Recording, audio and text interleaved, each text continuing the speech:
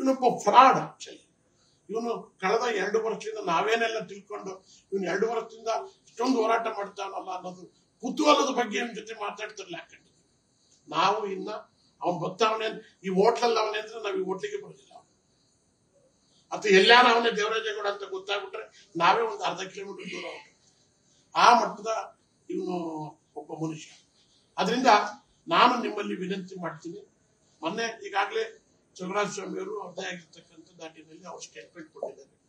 ಕೃಷ್ಣಬೈರೇಗೌಡರು ಹೇಳಿದ್ದಾರೆ, ಪ್ರಿಯಾಂಕಾ ಖರ್ಗೆ ಹೇಳಿದ್ದಾರೆ. ಅವ್ರು ಯಾರಿಗೂ ಈ ವಿಚಾರ ನಾವು ಒಂದು ಅಕ್ಷರನ್ನು ಸಹಿತ ಪ್ರಾಮಾಣಿಕವಾಗಿ ನೀವು ನಮ್ಮನ್ನು ಸಹಿತ 35 ವರ್ಷದಿಂದ ನನಗೆ ಅಧಿಕಾರ ನಾನು ಬಹುಶಃ 83ರಲ್ಲೇ MLA ನಿಂತು ಸ್ಟಾರ್ಟ್ ಮಾಡಿದ್ದು ರಾಜಕಾರಣ.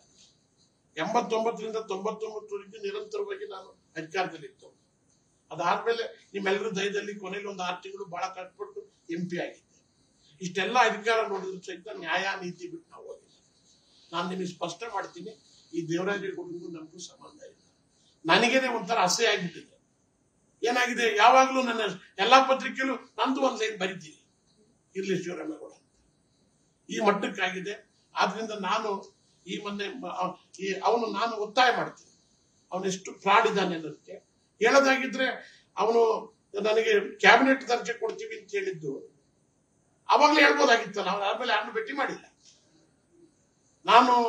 ಆದ್ರಿಂದ ಇವನ ಹೇಳಿಕೆನ ಎಷ್ಟು ಜವಾಬ್ದಾರಿಯುತವಾಗಿ ನೀವೆಲ್ಲ ತಗೋಬೇಕು ಅನ್ನೋದು ನಿಮ್ ಗಮನಕ್ಕೆ ತರ್ತಾ ಇದ್ದೀನಿ.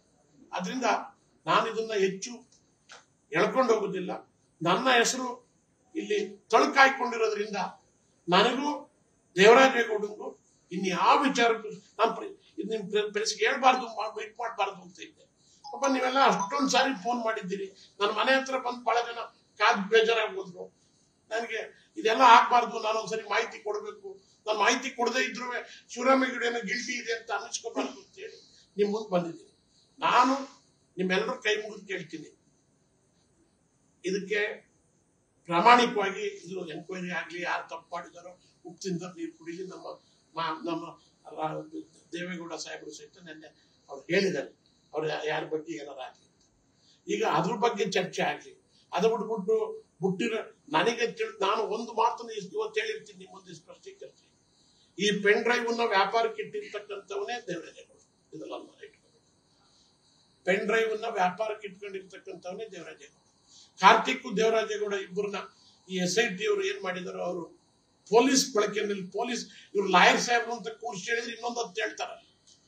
ಇವ್ರಿಗೆ ಪೊಲೀಸ್ ಭಾಷೆನಲ್ಲಿ ಬಳಸಿ ಇವರಿಗೆ ಕ್ರಮ ತಕೊಂಡ್ರೆ ಯಾವುದೇ ಕಾರಣಕ್ಕೂ ಸಹಿತ ಈ ವಿಚಾರ ಹೊರಗೆ ಬರ್ತದೆ. ಯಾರು ನೋಡಿ, ಪ್ರೊಡ್ಯೂಸರ್ ಯಾರು ನಿಮಗೆ ಗೊತ್ತಿದೆ, ಇದನ್ನ ಹಂಚಿಕೆದಾರ ಯಾರು ಅನ್ನೋದನ್ನು ಸಹಿತ ಬಯಲಿಗೆಳಿಬೇಕು. ನೇರವಾಗಿ ಇದನ್ನೆಲ್ಲ ಎಳಿಬೇಕು. ಇದರಲ್ಲಿ ನಾನು ಮಧ್ಯ ಇರೋದ್ರಿಂದ ನನ್ನ ಸ್ಪಷ್ಟ ಮಾಡ್ತಾ ಇದ್ದೀನಿ. ಸರ್ಕಾರಕ್ಕಾಗ್ಲಿ, ನನಗಾಗ್ಲಿ, DK ಶಿವಕುಮಾರ್ ಅವ್ರಿಗಾಗ್ಲಿ, ನನಗಾಗ್ಲಿ ಈ ವಿಚಾರ ಯಾವುದೂ ಸಹಿತ ಸಂಬಂಧ ಇಲ್ಲ ಅನ್ನೋದನ್ನ ಸ್ಪಷ್ಟೀಕರಣ ಮಾಡ್ತೀನಿ. ಆಮೇಲೆ ನಾವೆಲ್ಲ ಬೋರಿಂಗ್ ಕ್ಲಬ್ಗೆ ಹೋಗಿ ಅಲ್ಲೇ ಹೆಚ್ಚು 4 ವರ್ಷ ಆಗಿದೆ. ಬೋರಿಂಗ್ ಕ್ಲಬ್ಗೆ ಹೋಗಿ ನಾನು 4 ವರ್ಷ ಆಗಿದೆ. ಪರ್ಮನೆಂಟ್ ಆಗಿ ಏನಾದ್ರು ನಾವು ಬಂದ್ರೆ ಈ ಹೋಟ್ಲಲ್ಲಿ ಇರ್ತೀವಿ. ಇಲ್ಲಾಂದ್ರೆ MG ರೋಡ್ ನಲ್ಲಿ ನಮ್ದೊಂದು ಸ್ನೇಹಿತರದ ಬಟ್ಟೆ ಅಂಗಡಿ ಇದೆ, ಅಲ್ಲೇ ಕುಳಿತು ಯಾವ್ದಾರ ಕರೆಯೋದು ಮಾಡೋದು. ಇವನ್ ಭೇಟಿ ಮಾಡಿದ್ದ ಅಲ್ಲೇನೆ ಕರೀತ, ಅದಕ್ಕೂ ಎಲ್ಲ ಸಿಂಪಡಿಸ್ಬಿಟ್ಟು ಸ್ವಲ್ಪ ಜಾಗ ಕ್ಲೀನ್ ಮಾಡಿ ಅಂತ ಹೇಳಿದ್ದೀನಿ. ನಾವ್ ಇನ್ನೊಂದ್ಸರಿ ಹೋಗಿ ಕೂತ್ಕೋಬೇಕಾದ್ರೆ ಅದು ಮಲಿನ ಆಗ್ಬಾರ್ದು ಅಂತ ಹೇಳಿದ್ದೀನಿ. ಇಂಥ ಮನುಷ್ಯನಿದ್ದಾರೆ. ಕನ್ನಡಿಗರ ಮೆಚ್ಚಿನ ನಿಮ್ಮ ನ್ಯೂಸ್ 18 ಕನ್ನಡ ಈಗ ವಾಟ್ಸ್ಆಪ್ನಲ್ಲಿಯೂ ಲಭ್ಯ. ಕರ್ನಾಟಕ ಮತ್ತು ದೇಶ ವಿದೇಶದ 360 ಡಿಗ್ರಿ ಸುದ್ದಿ ವಿವರವನ್ನ ನೀವು ನಿಮ್ಮ ಕೈ ಬೆರಳುಗಳಲ್ಲಿಯೇ ಪಡೆಯೋದಿಕ್ಕೆ ಈ QR ಕೋಡ್ ಅನ್ನ ಸ್ಕ್ಯಾನ್ ಮಾಡಿ. ನಮ್ಮ ಚಾನೆಲ್ ಅನ್ನ ಫಾಲೋ ಮಾಡಿ, ನೋಟಿಫಿಕೇಶನ್ ಆನ್ ಮಾಡಿ.